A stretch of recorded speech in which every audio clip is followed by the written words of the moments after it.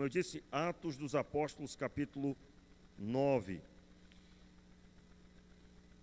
Atos dos Apóstolos, capítulo 9.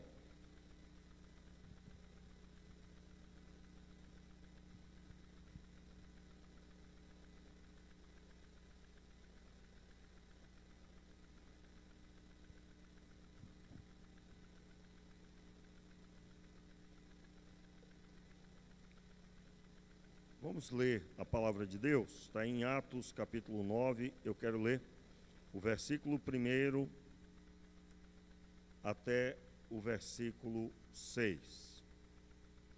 Saulo, mantendo ainda ameaças de morte contra os discípulos do Senhor, dirigiu-se ao sumo sacerdote a pedir-lhe carta para as sinagogas de Damasco, a fim de que, se encontrasse alguns daquela seita, quer homens, quer mulheres, os levasse presos a Jerusalém.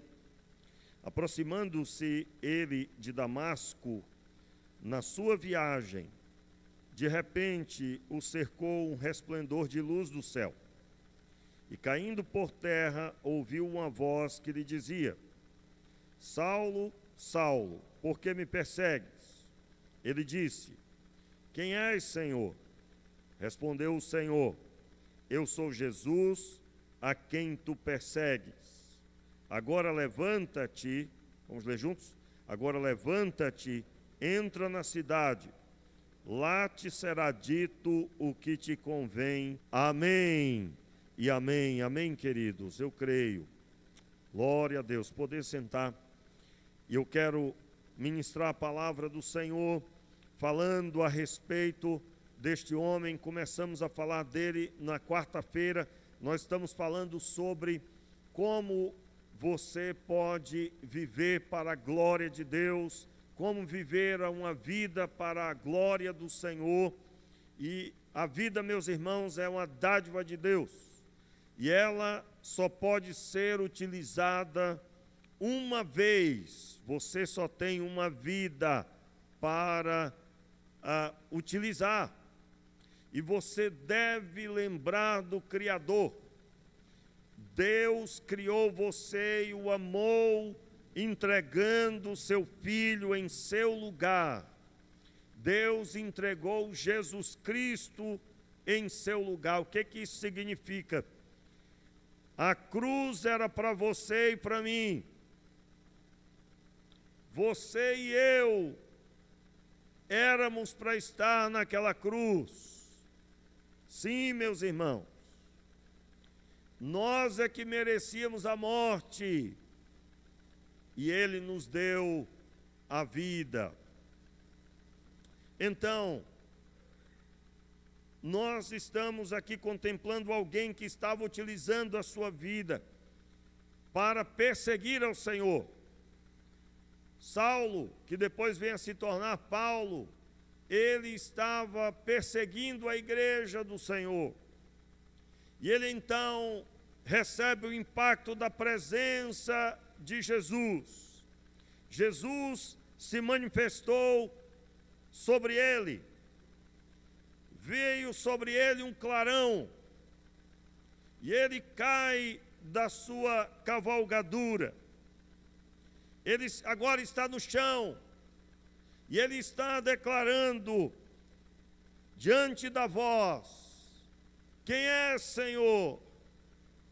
E então Jesus responde: Eu sou Jesus, a quem tu persegues. E este homem chamado Saulo, ele recebe a visita de um homem chamado Ananias, que o próprio Deus, próprio Jesus Cristo, vai falar com ele. O versículo 10 diz assim: Havia em Damasco um discípulo chamado Ananias. Disse-lhe o Senhor em uma visão: Ananias. Ele respondeu: Eis-me aqui, Senhor. Disse-lhe o Senhor: Levanta-te e vai à rua chamada direita, e pergunta em casa de Judas por um homem de Tarso chamado Saulo, pois ele está orando. Numa visão ele viu que entrava um homem chamado Ananias e impunha sobre ele a mão para que tornasse a ver. Veja as palavras de Ananias. Respondeu Ananias: Senhor, tenho ouvido muitas coisas a respeito deste homem, quantos males tem feito aos seus santos em Jerusalém. E aqui tem autoridade dos chefes e dos sacerdotes para prender todos os que invocam o teu nome. Disse-lhe, porém, o Senhor: vai, este é para mim um vaso escolhido. Repita: vai, este é para mim um vaso escolhido, para levar o meu nome perante os gentios, aos reis e os filhos de Israel. Eu lhe mostrarei, todos juntos, eu lhe mostrarei o quanto deve sofrer pelo meu nome. Na tradução King James, onde está escrito, eu lhe mostrarei o quanto deve sofrer, o quão grandes coisas ele deve sofrer pelo meu nome.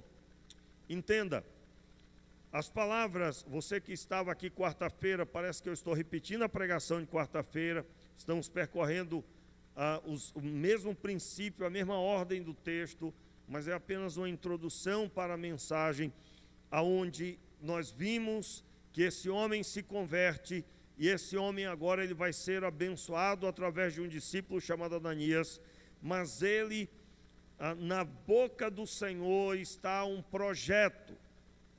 Ele seria um vaso escolhido para levar o nome do Senhor às pessoas, aos gentios. Todos os que não são de Israel são chamados gentios. Era a linguagem da época. E o Senhor Jesus disse, eu lhe mostrarei. Mostrarei a quem? Eu vou mostrar a ele o quanto ele deve sofrer pelo meu nome. Veja, somente sofrer pelo meu nome. Por quê? Porque a grande missão, e quem estava falando isso era o próprio que venceu, Jesus Cristo. Jesus cumpriu a grande missão. E agora, ele seguiria os passos do Mestre. O texto revela que o plano de Jesus para Saulo aqui ainda, depois seu nome é modificado para o seu último nome, o seu sobrenome, Paulo. Então, ele seria uma pessoa que sofreria pelo nome do Senhor. Vamos deixar claro, irmãos, o que significa o nome do Senhor.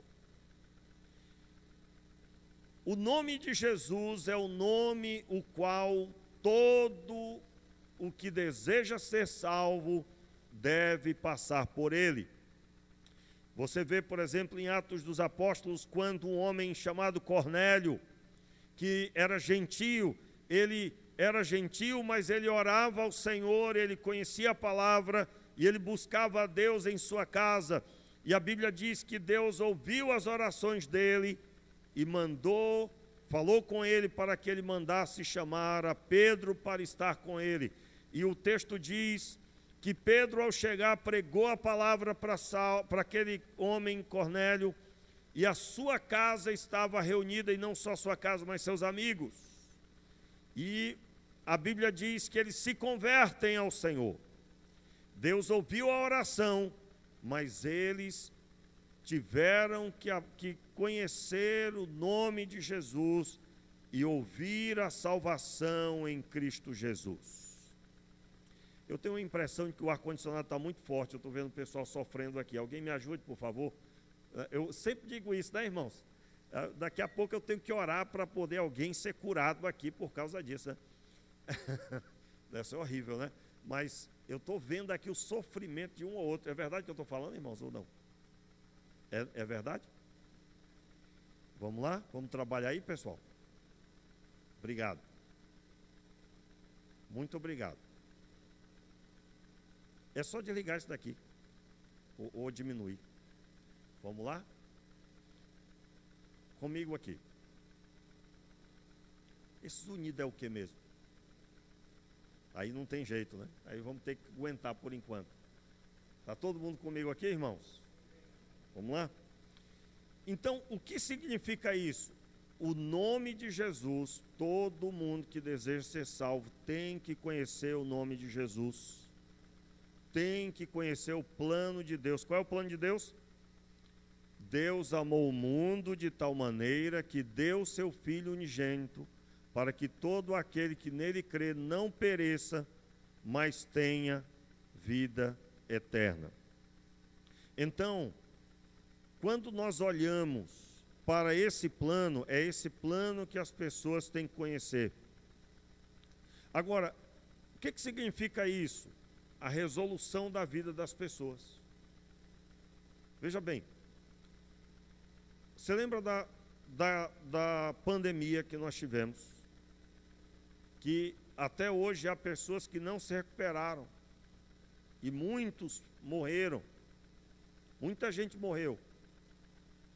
A pandemia mudou a estrutura da sociedade, mudou a área comercial, mudou a forma que você via a internet. Não é? Muita gente talvez desprezava a internet, passou a valorizar, porque foi através dela que deu para participar do culto, né? Então mudou muita coisa. Quem não comprava pela internet passou a comprar. Então muita coisa mudou. Mas você imagina se alguém tivesse a solução simples, fácil, absolutamente fácil de lidar para aquela pandemia. E absolutamente sem cobrar nada desse a todas as pessoas. Seria uma maravilha, não seria, irmãos? Sim ou não? Quanto sofrimento seria impedido? Todos nós sabemos do valor da vida e principalmente quem passou uma dor muito forte recente. Meus irmãos, é essa a realidade a respeito de quem tem a Cristo e não apresenta a Cristo às pessoas. Só que é uma realidade muito pior daquele que tem o nome de Cristo, mas não o apresenta. Quando Jesus disse a Ananias, eu mostrarei o quanto ele deve sofrer pelo meu nome, Jesus estava dizendo, o meu nome precisa ser levado a todos os homens, e haverá muito que vencer, muitas barreiras para que isso aconteça. E eu escolhi ele para transpor as barreiras, para vencer as dificuldades, para levar o meu nome. Em outras palavras, Paulo vai levar o antídoto para o homem na sua enfermidade. Qual é o antídoto? Só Jesus pode resolver o problema do pecado. Então, irmãos, imagine uma pessoa que não faz absolutamente nada tendo o antídoto em suas mãos. O antídoto é Jesus Cristo. Meus irmãos, nós estamos vivendo dias dificílimos. Eu ouvi um pregador recentemente dizendo que nós estamos próximos de viver os dias onde alguém na TV ou na mídia da internet, né, que defenda valores e defenda a família, será perseguido, será cancelado na linguagem de internet. Porque nós estamos vivendo o tempo sim. E eu me lembro que eu falava aqui, há muito tempo atrás, uns 15 anos, eu digo, irmãos, nós estamos caminhando para um tempo onde o poste é que vai fazer do cachorro. Quem lembra disso aqui que eu falava? Aonde não é mais o cachorro que vai balançar o rabo, mas é o rabo que vai balançar o cachorro. Lembra disso? Quem lembra? Aí você imagina, o pastor é doido. Quem sabe alguém olhou e disse, rapaz, o pastor. Dessa vez foi demais, eu fiquei imaginando, tá vendo, tem lógica. Já pensou, você vai passando na rua, está o rabo parado e o cachorro para um lado e para o outro. E o rabo parado, né? O pastor disse que isso ia acontecer. Né? Mas eu pergunto a você, é ou não é a realidade que nós estamos vivendo? Há uma crise de identidade muito forte acontecendo no mundo agora. Onde as pessoas, elas estão dizendo que são e elas querem ser aceitas do jeito que elas são. Biblicamente, qual é a identidade nossa, irmãos? Nossa identidade está em Deus, que nos criou a sua imagem e semelhança. Essa identidade, ela cada vez mais caminha para que não tenhamos o conhecimento dela publicamente. Aí alguém pode dizer, pastor, mas não entendi ainda. Meu irmão, quem não viu ainda um jovem que se considera um gato e come comida de gato e se veste como gato e vive como um gato? Quem aqui viu isso? E ele se considera e quer ser tratado por todas as pessoas como tal. Há um movimento desse tipo. Aí eu não vi pessoalmente, só ouvi um comentário, né, que tem uma mulher que ela se considera um pônei. E ela está vivendo como tal. E ai de quem contestar que ela é. Os irmãos estão entendendo a crise de identidade que eu estou falando? Já estamos vivendo, por exemplo, eu fui na Bienal com a minha família, e aí, da última vez que eu fui, o Davi, ele tinha, eu acho que 8, 9 anos, né? Por aí. Eu me lembro, irmãos, me senti um bobo nessa Bienal. Eu me lembro que eu tive dificuldade para carregar as sacolas e os livros que nós compramos. Por quê? Bienal é um momento também para comprar mais barato e tal, pelo menos eu, né, minha intenção. É um momento que eu posso, enfim, tem preços muito bons e tal, e eu fui para essa agora baseado naquilo que eu tinha visto. Aí eu pensei, bem, quando eu vier de novo, vou comprar um carrinho. Irmãos, comprei o abençoado, aquele carrinho de compra. Aí eu digo, vou voltar com ele cheio de livro. Vou. Aí eu aproveito para comprar para o stand também, comprei, irmãos, para o stand comprei 2. E para dizer que não comprei mais, foi mais 3 para o meu garoto. E a Vanessa comprou 1. Não só porque estava tudo caro. Estava caro, meu irmão. Mas também porque não tinha o que comprar de bom. Eu entrei em livrarias de editora que eu digo, rapaz, irmãos, tinha título que eu não entendi. Aí eu digo, não vou nem me esforçar para entender isso aqui.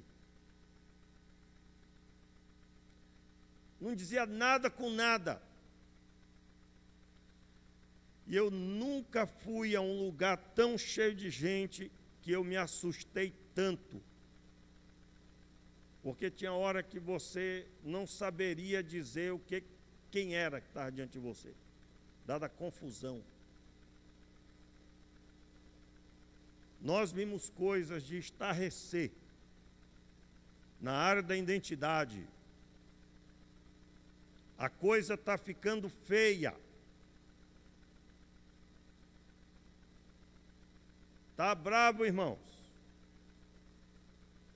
E eu dizia, numa hora que nós estávamos tomando café, eu disse, olha, nós temos que trabalhar muito, tem que trabalhar muito. Como assim? Nós temos que levar o nome de Jesus a todas as pessoas. Porque é só Jesus, irmãos, quando entra na vida da pessoa, que ele vai trazer o sentido da vida. Para você ter uma ideia, nós estamos caminhando para um tempo em que você vai ter sua filha e você vai agradecer a Deus se aparecer um rapaz, homem, e que saiba o que é ser homem de verdade, que todo homem de verdade, irmãos, ele tem que proteger sua casa, ele tem que promover segurança para a sua família. A filha tem que olhar e dizer: esse é meu pai, eu estou tranquila porque meu pai é meu pai. O filho, ele crescer dizendo: eu não estou sabendo fazer não, mas eu sei que meu pai, ele vai me orientar e eu vou resolver isso aqui. Nós estamos caminhando para um tempo onde encontrar alguém para um filho ou uma filha se casar estará complicado. Complicado. Você está entendendo o que eu estou dizendo, né, irmãos? Você imagina você andando e aí você olha para uma pessoa, você não sabe se é um homem ou se é uma mulher. Você não sabe. E eu não estou falando de algo externo, mas era algo assim inimaginável. Aliás, irmãos, eu acho que nunca se vendeu tanta pintura para cabelo, porque era enfim, tinha gente que parecia né, um arco-íris o cabelo. E aí, quando eu pensei que a gente já tinha visto de tudo, tinha até criança. Meus irmãos, nós estamos perdendo na nossa sociedade e nas famílias até que se consideram cristãs. Você sabia por que menino não tem vontade, não é para querer? Quem aqui cresceu ouvindo isso? Menino não tem querer, não. Quem aqui cresceu? Isso já é considerado um palavrão em alguns lugares. Uma atrocidade. Você é um monstro se você defender um negócio desse. O quê? Como que não tem querer? Tem não, irmãos? Olha só.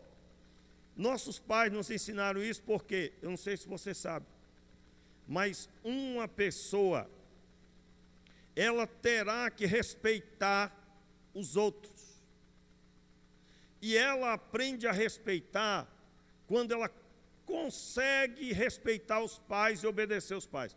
Ela terá que obedecer normas, ambientes, respeitar ambientes, terá que respeitar o professor, terá que respeitar o diretor da escola, as pessoas, quem coordena lá no corredor da escola, os inspetores, eu não sei nem se é chamado ainda esse nome, mas eu acredito que deve ser algo assim.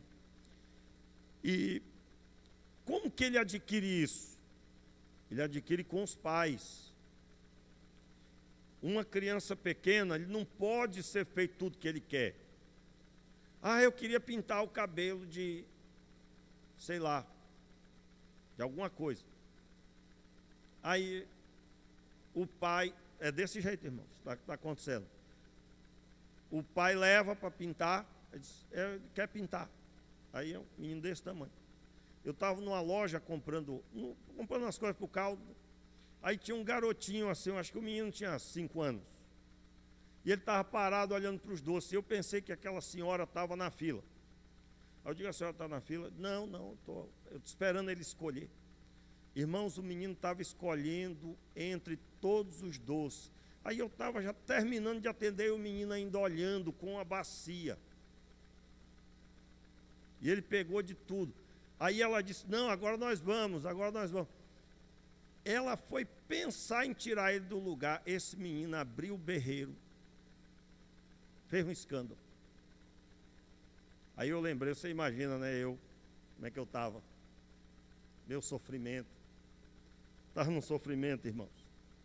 A vontade de dizer: minha senhora, no meu tempo isso aí era resolvido, indo ao banheiro com o menino. Vamos ali no banheiro usar o banheiro. A minha vontade, na verdade, era dizer: não era no banheiro não, era ali mesmo. Você pensou isso também? Quem aqui pensou isso também? Hein? Rapaz, era um cascudo bem dado, hein? Pastor, não fala em cascudo não, que dói a minha cabeça, que eu lembro, né? Mó tempo bom aquele, né, irmãos? Na época ninguém gostava não. Mas depois que você cresceu, você disse: eu merecia tudo aquilo. Era ou não era? Ou é só eu? Tirando o espancamento, se você for espancado, não. Mas eu estou falando de correção, dizer como é que as coisas são. Quem é que manda aqui? Quem manda aqui é seu pai e sua mãe, não é você. Não é você. Então nós estamos numa crise enorme. E não adianta, irmãos, o negócio está tão feio que você não pode nem dar uma sugestão publicamente para alguém que você não conhece. Pode ser que você seja maltratado, você seja até agredido. Porque esse é o tempo em que todo mundo quer fazer o que quer e o que pensa. E ninguém tem nada a ver com isso. Só que às vezes o que a pessoa quer e pensa afeta o que está do lado e ela não quer saber. Só há um direito, é o direito da pessoa na cabeça dela. E os outros, ela não quer saber. Então, amar o próximo como a si mesmo não é possível com isso. Em outras palavras, do jeito que nós estamos caminhando, não é? Eu não ia falar isso aqui não, né? Não ia não. Eu vou falar. Mas eu ia passando por uma editora, aí eu parei para ouvir, estava tendo uma palestra. Aí a pessoa disse, olha, eu sou juíza. Irmãos, eles estavam defendendo ali. Eu digo, eu não estou ouvindo isso. Eles estavam defendendo ali que ela, como juíza, era a única juíza, vou citar o termo que ela usou, a única juíza preta. E que existem 80 e poucos % de juízes brancos. Irmãos, mesmo termo americano para o assunto.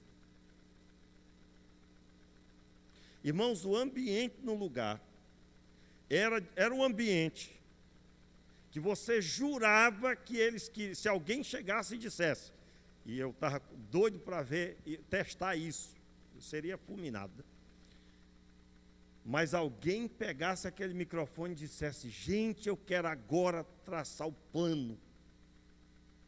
Este plano é que nós vamos trabalhar para que esses 86% de brancos, nós vamos construir umas senzalas e nós vamos escravizar eles e eles vão ser chicoteados que nem nossos antepassados. Irmãos, eu estou tentando transmitir o ambiente que eu vi. Os irmãos estão entendendo? Quem está entendendo? Havia uma ira no meio deles, que aquela ira só seria satisfeita se todos os brancos fossem para o tronco, e só tivesse negros. Eu quero deixar claro que eu também sou, tá? Eu sou preto. Pastor, o senhor não é azul. Eu digo, aí agora ferrou. Eu quero deixar claro, irmãos, que essa história de branco e preto, isso não existe, isso só divide. Existe a raça humana e todo mundo é amado por Deus.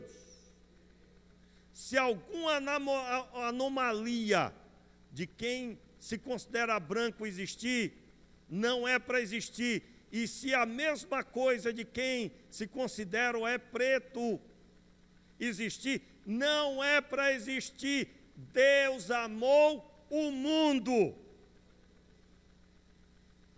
Então tem que deixar claro, né? Em outras palavras, irmãos, o mundo está doido de um jeito que quem passou pelo trauma está quase dizendo, eu só descanso quando todos os brancos morrerem. E só existiam os pretos. Os irmãos estão entendendo o que eu estou dizendo? Do mesmo jeito, você olha para o movimento a favor do homossexualismo, a impressão que dá que alguns que têm tanto ódio só vão ficar satisfeitos quando não existir mais um casamento chamado casamento hétero. Quantos aqui já perceberam essa ira, não é? Parece que ele vai comprar, a pessoa é do movimento gay. Ele vai para o caixa, a pessoa também tem que ser. Ele vai ligar a TV, todo mundo tem que ser do movimento. Só para você ter uma ideia, uma pessoa que fez um documentário soltou essa informação. A pessoa fez o documentário e o documentário não pôde entrar nos principais streamings, como é, por exemplo, o Netflix, que você conhece. Por quê? Porque ele não quis colocar no documentário nem que fosse uma piada depreciando a fé. Tinha que colocar, ainda que fosse alguma coisa de que ridicularizasse a fé em Deus, para poder rodar naquele segmento. Tinha que colocar alguma coisa que exaltasse o homossexualismo e depreciasse, em outras palavras, o casamento hétero que todos nós conhecemos na Bíblia. E aí ele disse, não vou colocar no documentário nada dessa forma. O que aconteceu, irmãos? Então, você não vai colocar aqui. Nós estamos num período complicado. Qual é o objetivo? Você tem que ligar a TV e tem que ter alguma coisa dizendo para você o que é certo, na visão de quem está no governo dessas coisas. Qual a solução, irmãos?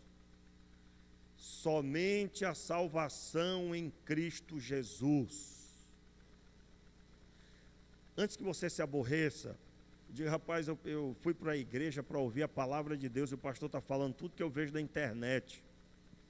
Meu irmão, presta atenção. Somente a conversão a Cristo Jesus trará jeito para o ser humano.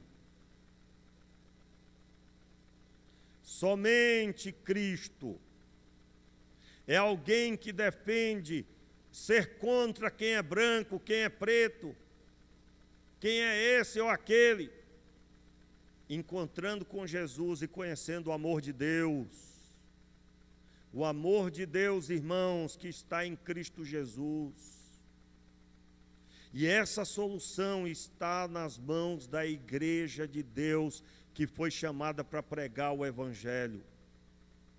E aí, meus irmãos, eu encerro relendo o texto que está escrito aí, por gentileza. Aí por favor, preste atenção no que eu estou dizendo. Atos capítulo 14, verso 19. Atos 14, verso 19. Veja o que diz a palavra.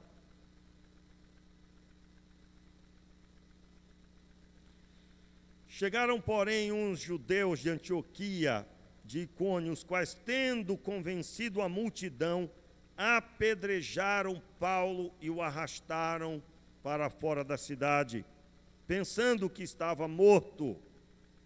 Os discípulos, porém, se ajuntaram em volta de Paulo. Ele se levantou e entrou na cidade. No dia seguinte, partiu com Barnabé para Derbe. Tendo pregado o evangelho, repita aí comigo, tendo pregado o evangelho naquela cidade e feito muitos discípulos, voltaram para Listra, Icônio e Antioquia. Veja, você notou que ele foi apedrejado, considerado morto, arrastado para fora da cidade, e o homem, como que batendo a poeira, entra na cidade, no outro dia viaja e vai pregar o evangelho. Meus irmãos, se você ler o texto anterior, você vai ver que ele estava pregando a palavra e aquelas pessoas se levantaram para apedrejá-lo. Ele entendeu que a pregação do evangelho não podia cessar. A pregação do evangelho não pode parar, irmãos. Então preste atenção, você precisa se mover de encontro à pregação da palavra. Qual a diferença dessa sociedade para o comportamento de Paulo? Meus irmãos, nesse tempo, por qualquer coisa, as pessoas estão fechando os corações. Você, meu irmão, qual a sua responsabilidade? A sua responsabilidade número 1 é sua família. Você está vivendo a fé na sua casa? Você tem vivido a fé ao ponto de abençoar os seus familiares? Você tem pregado, ensinado a palavra de Deus na sua casa? Você tem andado ao redor do Senhor? Deus é o centro da sua vida. E os seus amigos conhecem o Evangelho através da sua vida? Irmãos, eu não estou dizendo para ser aquele crente que só fala de Jesus toda hora. Não, não. Porque muitos precisam saber que você é gente igual a toda pessoa. E através da amizade você vai poder ter acesso a conversar com a pessoa sobre a vida dela e o que ela está fazendo, e que Cristo é a solução para ela. Meus irmãos, esse caos que a sociedade está se formando aí, que já está existindo no meio cristão. Nós estamos em 5 pastores reunindo no intercâmbio da juventude. Eu não ia revelar isso, né? Revelei aí conversando com um e outro. Mas você sabe qual é o grande objetivo desse intercâmbio? É que a juventude se conheçam, porque está difícil um pretendente, uma pretendente com compromisso, com vida com o Senhor. E isso, aí os pastores conversando, então vamos fazer cultos e vamos reunir os jovens para eles se conhecerem, não é? Isso é muito bom, irmãos. Mas veja que a situação está atingindo as igrejas. Meus irmãos, isso não era para acontecer. Por quê? Porque se 200 pessoas pregam o Evangelho, o número de pessoas que conhecem a Cristo é para ser enorme. Mas você sabe por quê que esse número não é enorme? Porque a fé que se vive é uma fé rasa, uma fé que visa a si mesmo muitas vezes e que não atinge muito mais do que a própria família. Então, qual é o caminho que nós temos que trilhar? Nós precisamos entender que o nome de Jesus é solução para a vida das pessoas. E eu preciso olhar com o olhar de Deus. O Senhor Deus me chamou para ser um vaso escolhido e para vencer as barreiras que estiverem pelo caminho. Meus irmãos, criar um filho é necessário ter atenção e muito zelo, e isso demanda esforço. Você vai ter dificuldade, vai ter muitas barreiras, mas você vai ter que quebrar todas elas. E aí é fácil fazer isso porque você tem amor pelos seus filhos. Mas nós estamos falando de um amor, o amor de Deus pelas pessoas. E como que você vai fazer para poder vencer tudo isso? Você, quando for apedrejado, você tem que resolver isso e continuar pregando. Como é que está o seu coração? Pastor, atualmente eu estou numa crise tremenda. Então busque a Deus para resolver a sua crise, porque você foi chamado para ser um pregador da palavra. E o pregador da palavra, ele não pode estar preso às suas próprias coisas, ele precisa cuidar das coisas do Senhor. E como é que nós vamos cuidar das coisas do Senhor? Ponha em ordem a sua casa. E eu estou falando sobre seu coração. Meus irmãos, como nós precisamos de uma postura conectada com a missão. A missão da igreja é a pregação do Evangelho. E a pregação do Evangelho não pode ser resumida somente ao púlpito, mas tem que ser nas casas, através dos relacionamentos, vivendo a fé. Eu estou dizendo para você, essa semana você vai ligar para pessoas, essa semana você vai procurar se aproximar de pessoas que não conhecem a Jesus. Aliás, eu pergunto, quantas pessoas que não conhecem a Cristo você tem amizade? Pastor, mas como é que eu vou ter amizade, pastor? Meu irmão, Jesus estava no meio das pessoas que não conheciam a Deus.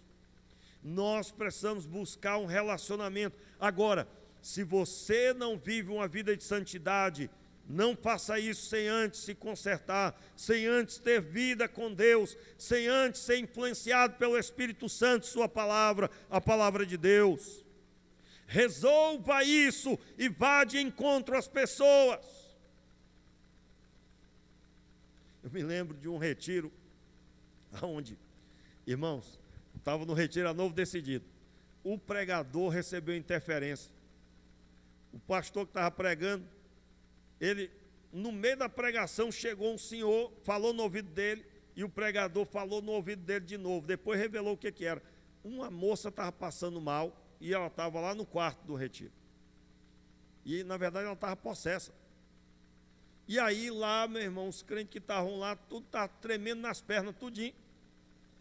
E aí, o mais antigo ali foi até o pregador, o pastor, né? E aí falou no ouvido dele, aí ele disse, não, vá lá você e resolva, eu não vou não, vá lá você e resolva. O pregador pregando, queriam que ele deixasse a pregação para ir lá resolver. Então, meus irmãos, se a autoridade, o final da história é que o irmãozinho foi e resolveu a situação, expulsou o demônio. Qual a mensagem aí? A pregação não pode parar. Ah, mas era um demônio. Expulsa, meu irmão. Conversa. Demônio sem vergonha, da cabeça grande, do orelhão. Ou seja, né? Bem pesado. Não importa. A ordem aqui é só Deus é que tem liberdade nesse lugar. Sai logo e deixa de conversa. E na visão daquelas pessoas, a pregação do retiro tinha que parar, o pregador tinha que ir lá resolver. Você pensa que isso não acontece até hoje? Ah, tem um problema aqui, só o pastor para resolver. Meu irmão, o seu nome está escrito no livro da vida. O Senhor colocou o Espírito Santo dentro de você. Você tem a palavra de Deus na sua mão e no seu coração. Você é o poder de Deus manifesto na terra. Você é a igreja. A mão do Senhor está sobre você. Então o que é que você vai fazer? Você vai se organizar e você vai se tornar um ganhador de almas. Você vai resolver os problemas que você está vivendo. Pastor, não tenho orado, vai começar a orar. Eu não tenho lido a Bíblia, vai começar a ler. Não é amanhã não, é hoje. É hoje.